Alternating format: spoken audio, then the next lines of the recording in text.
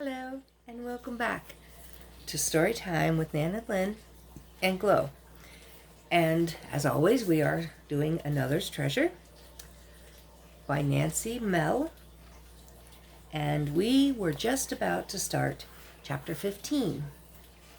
So here we go. It was a little after 1 o'clock when Elizabeth rang Anita's doorbell. After learning from Ruth that Anita had reclaimed the painting, Elizabeth was determined to find out just what was going on. As she waited for someone to answer the door, Elizabeth looked over the large yard. The gardens that Warren Smucker had prided himself on were in need of care. Although it was just early spring, weeds were beginning to grow in the flower beds, something Warren would have never allowed, and the bushes were looking ragged from lack of trimming. Although the house itself appeared to be in good shape, Elizabeth had to wonder if it would also fall into disrepair. Unless Anita could find what her father had left for her, she might actually be forced to sell it. The large brick two-story, with its huge white pillars, should be worth quite a bit. But obviously the home meant a lot to Anita. Elizabeth understood why she didn't want to leave. She felt the same way about the house and the land that had been in her own family for so long. Elizabeth had just raised her hand to punch the bell one more time when the door suddenly swung open. Anita stood on the other side, glowering at her. "Well, I hope you've brought me more of my things," she said, her small face tight and her thin lips pursed. "No, but I've come to talk to you about a couple of them. May I come in?" Although she didn't look excited to welcome Elizabeth into her home, Anita slowly pulled the door open. The last time Elizabeth had made it inside the Smucker place was almost 2 years ago, when she'd attended the yearly Christmas party Warren used to throw. Last year, his health was such that he wasn't able to arrange the party. Several people, including Elizabeth, wondered why Anita hadn't taken over the tradition. Now Elizabeth wondered if it was because there wasn't enough money. The inside of the house still spoke of comfort and good taste. Although Elizabeth could clearly see that there were fewer decorations, it didn't look sparse. Though some people in town thought Warren had gone overboard with collecting and displaying his treasures, it wasn't because he was proud. He truly loved unique antiques and collectibles, and thought other people would appreciate them too.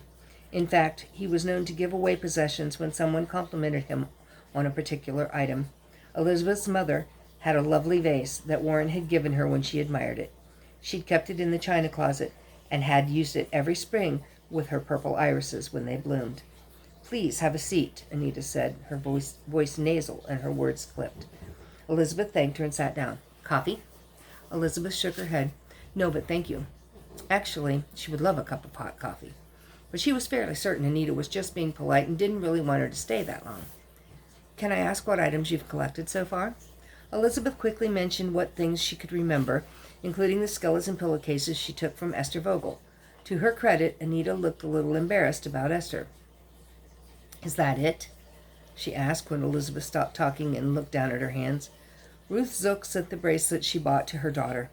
I would really rather she not have to ask for it to be mailed back, but if you insist on doing so, you can ask her." Ruth Zook sent the bracelet she bought to her daughter. Anita shook her head. "The bracelet is costume jewelry. I'm certain of it. I don't need it back." "There was one other thing I had to ask Ruth about," Elizabeth said, frowning. "A painting. It disappeared from our inventory before we even had a chance to display it." Anita shifted positions on the couch and looked away. She clasped her hands together so tightly her knuckles turned white.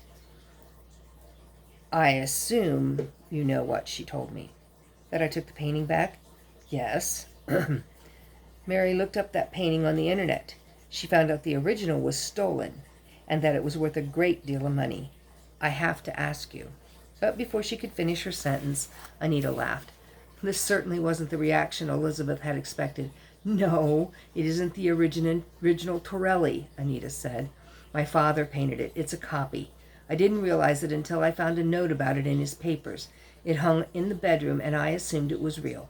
When I began to do research trying to find out the value of everything, I found out about the Torelli. Of course, I was horrified. How could my father have stolen a painting in his possession? That's when I went back and took the painting. I found out the truth after that. To say I was relieved is an understatement." She sighed and shook her head. although I can't say that I wouldn't be happy to get the amount the original was worth. To be honest, he did such a great job of replicating it, I'm afraid others will think it's an authentic Torelli as well.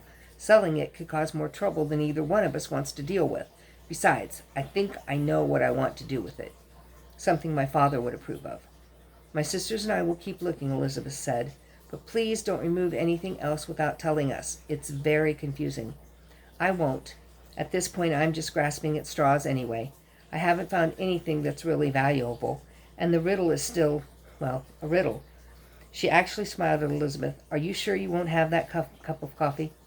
Relieved by Anita's change in attitude, Elizabeth returned the smile. You know, that would be nice. Thank you. When Anita got up to go to the kitchen, Elizabeth slid her jacket off and made herself more comfortable. At least the mystery of the painting was solved, and the bracelet wouldn't have to be returned. 2 good results so far. Now she planned to ask about the sword. She was a little worried about broaching the subject.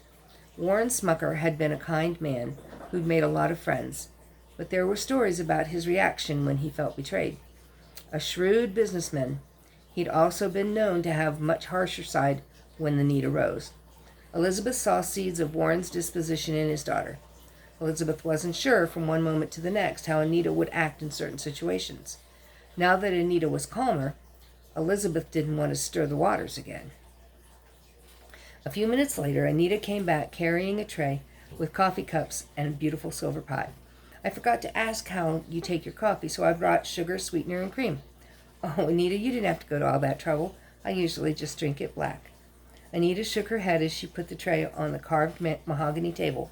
Not a problem, but you should try this cream. It's heavenly. Thank you. Elizabeth sometimes took cream in her coffee, but for the most part she turned it down so she could avoid the calories. Anita poured 2 cups of coffee and put a little cream in both cups. Then she handed one to Elizabeth. She sat down again and the women sipped their coffee. The silence began to make Elizabeth feel a little nervous. Finally, she decided to raise the subject of the sword before she chickened out. I do have a question, Anita, she said carefully. It has to do with Uriah Barnhart. Anita's expression went flat, making Elizabeth hesitant to proceed. What does Mr. Barnhart have to do with anything? As soon as the words left Anita's mouth, a look of horror replaced her previous pensive expression. Please don't tell me you sold him my father's sword.